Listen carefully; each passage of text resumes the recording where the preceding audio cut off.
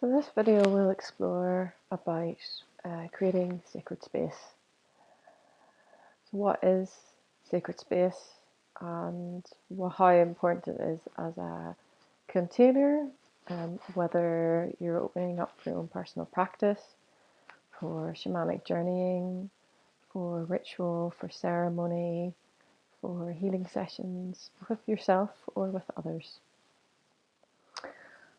And this really is just sharing a little bit of a template or a blueprint, if you would like, for your own interpretation. So creating a blueprint so that you can work from that blueprint and create it in your own way. Because really, sacred space is a ritual and ceremony or an art form. So it's very much personal to each individual and their beliefs.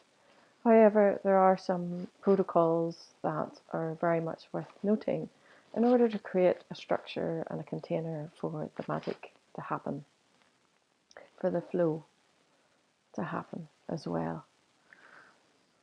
So I like to use this word of sacred space as a container so that there is a sense that there is a holding. And that holding has many different elements of it. So that holding is observing presence, so your own presence as a space holder, or just for yourself and your own practice, that you're making the strong intention that you're meeting here in this time and space with a certain focus, and with calling in aspects as well of, well, my tradition is more the Celtic tradition, would be the other world or the unseen, for inviting a space for them to come in a safe way, for a greater good, for a higher purpose. So this means that you're also creating a container that is focused for the time and space that you'll be holding that space for, but also for the reason, the intention that's behind it. That's a central focus. So part of that central focus, that central intention, will also be based around an altar space. That's the central focus also of the container in the sacred space. So we'll cover a few areas around this of why that's important, how to open and how to close, and a very short introduction here because it's a huge topic. I mean, we could do a 3-day workshop easily purely on these aspects, and there's many aspects within that can take many years as well to explore and to develop. And equally, it's an ongoing practice. Like I was saying at the beginning, it is an art form, so it's something that is built up over time with experience. And whether you're new to creating sacred space or you're very, very experienced, there's always nuances and different ways that we can find that just fine tune the container. So working with intent, for instance, is one way to begin to open up this container. So why is this space being opened? This is very good for your own focus. It's also very good for the focus of the guiding spirits that you may call into the space as well. So the intent could be divined, for instance, by using a deck of oracle cards, of tarot, of runes, or it may just be something that you have already from your heart that you wish to focus on. So it could be, for instance, that you wish to do a shamanic journey with the intent of connecting with your ancestors of your paternal line or your maternal line, or maybe it's your grandmother or something like that, something specific that you wish to gain more insight on, work with more healing. Or it could be that the central focus of that particular ceremony, so it could be, for instance, if you were opening up for a cacao ceremony, it might be that you're opening up that ceremony with the invitation of opening up the heart space more, or you might have something more specific. I'm not going to go too much into specific intents at this point in time because, again, that could be another video. But essentially it's this key central point to focus around. And similarly, if you're opening up sacred space, it's also very, very good practice that even if you're traveling and you don't have many things around you to make an altar space, that you have a candle that you can light, and you can light that candle with that intention in mind, or with a blessing or with a prayer in mind of opening the space. And opening the space could be as simple as that prayer, as simple as that intention. And the lighting of the candle can then be the ignition of that intent, of that prayer, of that blessing. And also the candle is also connection to source, connection to divine, so connection to the fire energy, to the energy of the sun as well, so that you're being very direct with the focus of the space. When you light that candle, that could be before you form more, that could be the simple act of opening the space, or it could be used before you open a space. So before you would start to, perhaps you would smudge to clear the space, because there may be, it's a very good practice, just as if you would sweep the floor in a temple or clear a space in your house for an altar. It's creating that physical space. So as above, so below, you're creating a physical anchor, really, for the work. So that could be that you light the candle before you start to smudge, before you open the space more formally. Then, if you wish to call in the directions and to call in the deities that you may be working with, the guides that you may be working with at that particular time. And some people light the candle afterwards. So perhaps if you have a workshop or a ceremony, you may wish to light the candle in the room with everyone around, voicing that intent, voicing that prayer to open everyone into that particular constellation. So the other aspect of the container also is the time. So time obviously is a huge topic, but the observance of time is very important, because there's always the correct time and the correct place for your practice or the ceremony to happen. So in many traditions, there will be many ceremonies observed around certain times of the year, such as in the Celtic tradition, and many other traditions would be around the equinoxes, the solstices, as well as the beginning and the ending of the seasons, such as Beltane, the end of the winter, the beginning of summer. Samhain is the ending of summer and beginning of winter, and that these are sacred times that are observed throughout the year, and also as well connecting with the moon cycles. So it could be the beginning of a Mayan wave spell, and you're creating an intention for that wave spell, or it could be around the new moon or the full moon as well.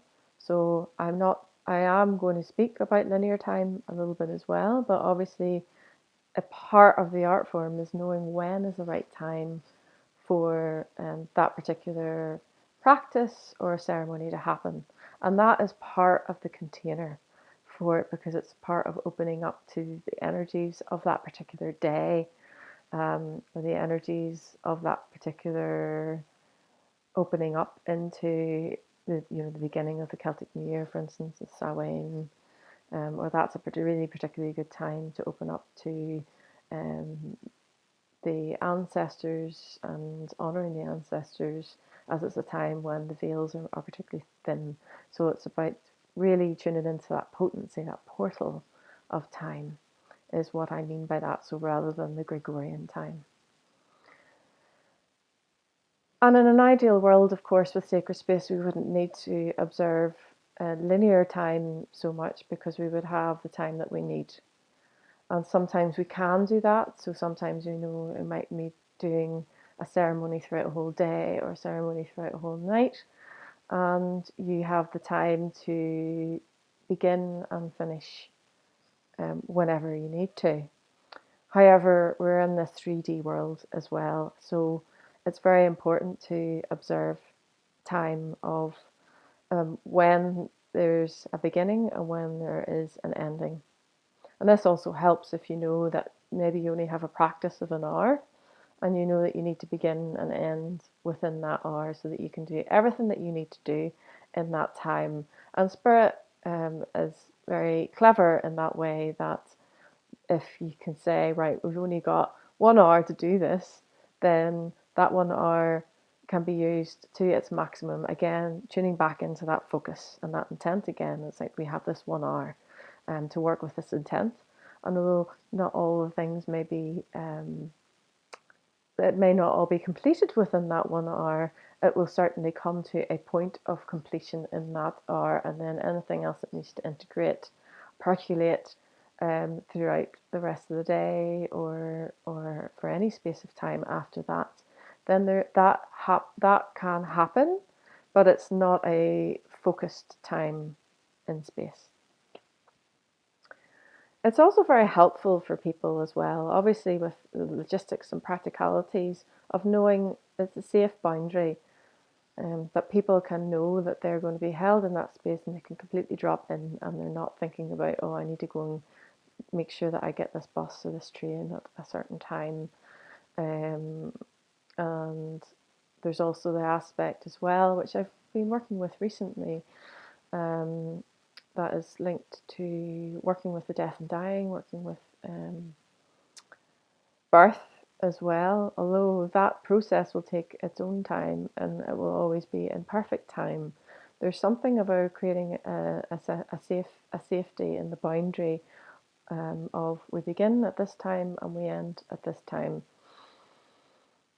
And so that time, people's attention span is focused for that particular time, as well as I say, the energies of spirits. That's creating the boundary for spirit and saying, right, we're doing this focused work in this time, and anything else will percolate afterwards. And so it's a bit like dialing down the energies, dialing up the energies with the opening, and dialing down the energies with the closing. And there's different ways of doing that. So going back to opening up the space itself, so you may wish to smudge, it's very recommended to smudge to clear a space before working, because then it clears any residues that may be in that space from, say, if you're going to do a healing session in a shared treatment room, then it's very good to clear the residual energies that may have been before. So anything that may come into may try to interfere with the work that you're about to do. So again, it's clearing the space in order to create this central focus. So you might use Palo Santo, you may use sage, you may use mugwort, and there's different reasons for using different plants, and it's very much focused on, again, the intent, so connecting with that particular plant that you're working with or resin that you're working with for clearing the space. And tobacco, of course, is a big one for that as well. So it's asking and calling in that the spirit of that plant to help you in clearing the space. And it's very useful also to use the power of prayer within that as well. So that as you're clearing the room, that you're actually sending the prayer into the four corners and into the space as you're moving around the space. So it's not simply you're just wafting a feather and wafting some sage around, that actually you have a connection with that plant spirit and in working together in the clearing of the space. And it's very good, if you can, to observe the land that you're on as well, because I'm coming more from the Celtic tradition in this example, but you can apply this to any land that you're working on. If you're using the likes of mugwort, for instance, in the Celtic lands, the nature spirits and the spirits of this land understand that plant medicine more because it's native. So you don't have any extra explaining to do around this particular plant, because they just know it and observe it, and it's much more powerful. So there are some that say that the plant spirit is 1,000 times more powerful on its native land than it is anywhere else. And it's not to say not to use other other plants, other resins for clearing space, I do that as well for different reasons. And there's different plants and different resins to use for different reasons. But you may have one that's a go-to, such as sage, such as mugwort, such as tobacco or palo santo that you use. And it's also very important to make sure that that's well sourced as well. So once the clearing has been done, then you've got the choice of your own way of working. Some like to light the candle before they clear the space, and some like to light the candle, as I say, in the sacred space. So either before people come in, or as people have arrived, then it's the focal point for the opening of the space. And in that, you can use one central candle, and that's perfect. Some people like to use multiple candles, so they might use, for instance, 5 candles to honor the 4 directions, and then honor spirit also. They may wish to use 3 different candles for 3 different intents, for instance, or 3 different aspects. So I work a lot, for instance, with the triple goddess. So I sometimes work with a candle for the mother, the maiden, and the crone. And you can use any archetypes, any deities that you're particularly working with at that time, that you light a candle in honor of them, or you could light a candle in honor of the masculine, in honor of the feminine, and then in honor of the union of them both. And also, you can be lighting a candle, the aspect of the shadow self, the aspect of consciousness, and the aspect of matter, of life. Or again, you could have life, death, and birth. There's so many different cosmologies that you could choose, and just as simple as lighting a candle. So your altar could just be one candle, or it could be a cloth that you use specifically. I would recommend that you use one particular cloth for your altar space if you can, something that you feel very connected to, and that might be connected to a land that you feel connected to.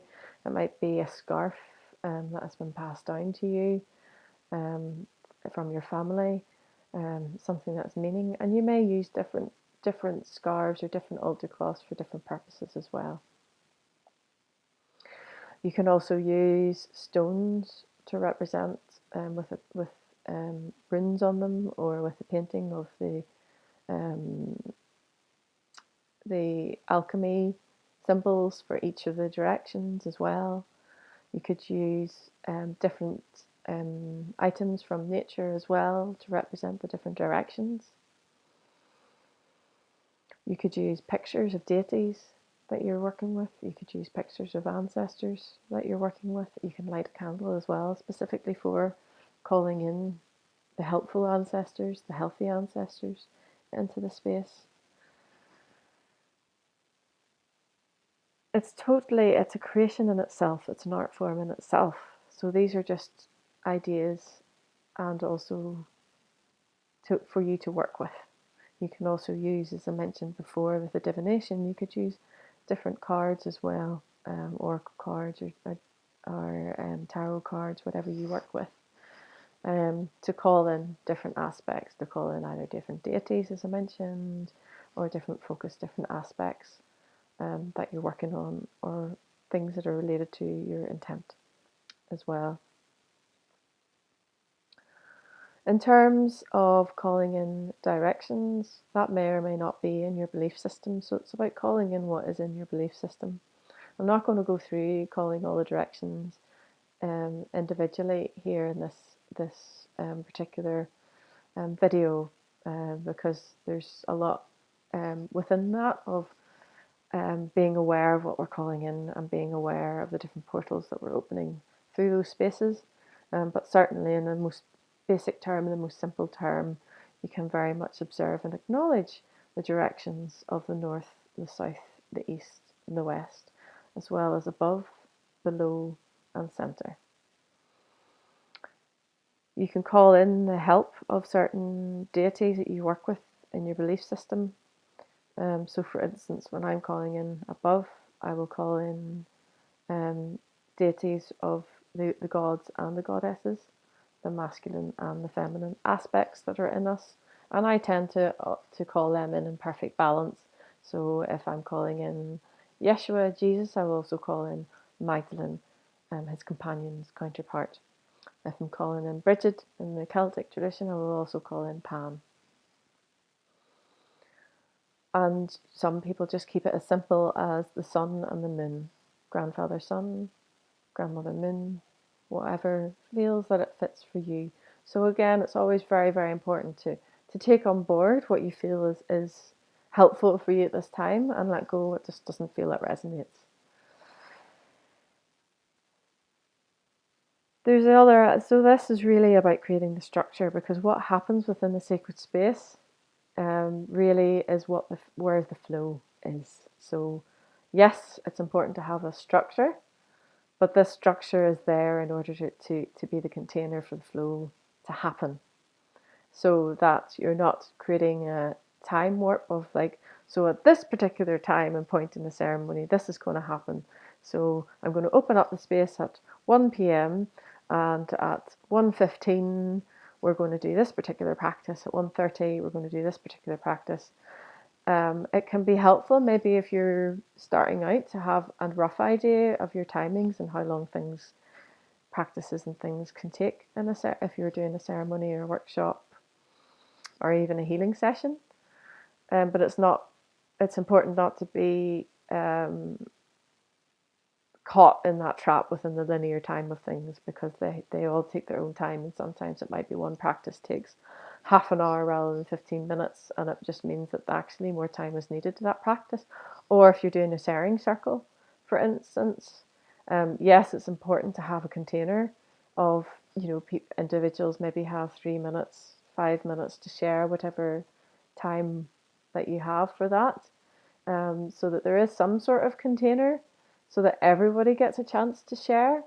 But at the same time, if someone is really sharing something very deep from the heart, they may need to have a little bit more time. So if it is something like that is happening and you feel it's totally authentic, then it's important to observe that, and give that the time and the space. And equally, if someone is going over time in their sharing and they're just going into a wee bit of a story, you can quite often find that starts to draw in, drag the energy of the group, of the space a little bit too much. And then that means that you don't have time perhaps to go into other practices to share and go into the experience of sharing in ritual, in ceremony, rather than just talking about it. So it's just important to find the balance within that, so you can flow in order so that then you can actually close on time or in and around the time that you had planned. As that's not only helpful for the people within the space, but it's also helpful for the spirits that are around us. What I didn't mention, which is worth mentioning as well, is calling in your own guides. So calling in your power animals, your helpful guides that you tend to work with in a space. And inviting others, if you're working with others, to call in their guides as well. But you can welcome them in as well. But it's also very good for everyone to observe and call in their own guides. You can also ask your guides to cover the four corners of the space, so that you're again, this container is here, so that you're creating that healthy boundary around the space, to contain the focus. And it's also very important to observe the closing of the space as you opened it. If you leave a space open, it's a bit like opening up a portal and just leaving it open, and it means that the energies are still running, and that can cause chaos, really, in your life. Or you may just find that that might sound a bit extreme, but it can if it builds up. So it's basically like spiritual hygiene, energetic hygiene.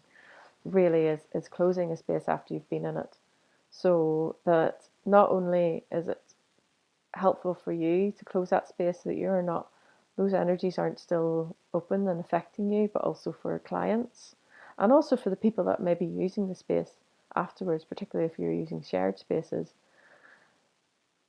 And to let those guides, those spirits, although they'll always be working with us, particularly our power animals and our ancestors, but knowing again that they have a time and a space when they're on full power, and when they're more in a kind of more latent way of working with you.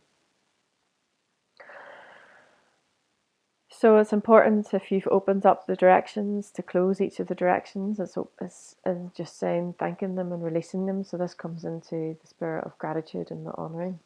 Of gratitude and honouring for the time and space where they have been helping, and that they're released from this particular time and space. Also a part of it as well. Now it hinges on your own belief and your own tradition. In some traditions, particularly in Celtic traditions, we actually leave the candle on until it burns out.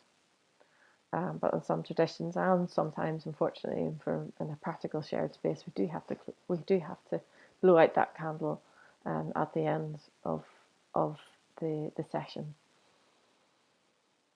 It's also, as well, it's very important to close the space with smudging as well. So that smudging can happen if you're in a ceremonial context and you have time. It's lovely to do that together, but if you don't have that time, at least closing the space, either with the people there or afterwards, is good.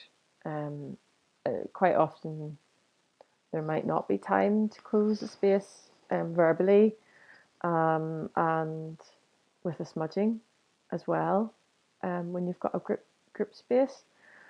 It depends, really. If it's something that's like, you're spending an hour in a healing session, then it's probably better if you close the space afterwards. So after the individual has left the space. But if you're doing something like a retreat, for instance, it's great to open up the retreat and close the retreat in the same way that you did, because you've got that time to do that. If you're just doing your own personal practice, it's up to yourself how you create the time and space to do that. But it's very much at the very, very, very least, and you can vocalize it internally or externally, acknowledging all that you had called in and thanking all that you had called in, and releasing them. And the smudging aspect is, again, it's just spiritual hygiene in terms of clearing the space with the same intent that you brought in whenever you were clearing it to open. So just releasing any energies that may have been stirred up in the space, released into the space, but releasing them back to source, so that they're burned up and they go back to source. So that's, again, why the candle can be very, very helpful, and the burning of a resin or a herb is very helpful in that. And it means that space is also clear for whenever you go in to do other work, or the next person is coming in to use that space. So again, it's just coming back to the closing the space is the closing of that particular container, and the closing of space means that has come to a completion within that time, knowing that there may still be some processing, some integration to do afterwards, in the coming hours, days, weeks, months. It's acknowledging that, but it's also, as I say, it's signing off. So it's like if you were doing a webinar, you'd say hello to welcoming everyone, and then at the end you would say your goodbye and I'm signing off. And it's the same both on the human level and the spirit, that it just creates that clarity and hygiene around the work. And it really is, again, I'm coming to the structure and these protocols and these blueprints, but it's not in a way that's rigid.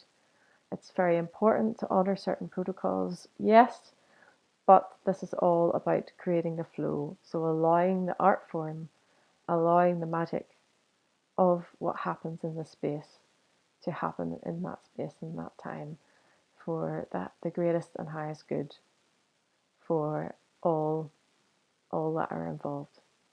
And I always like to say um, that any healing that happens in that space, it's on the benefit of all beings everywhere, without exception.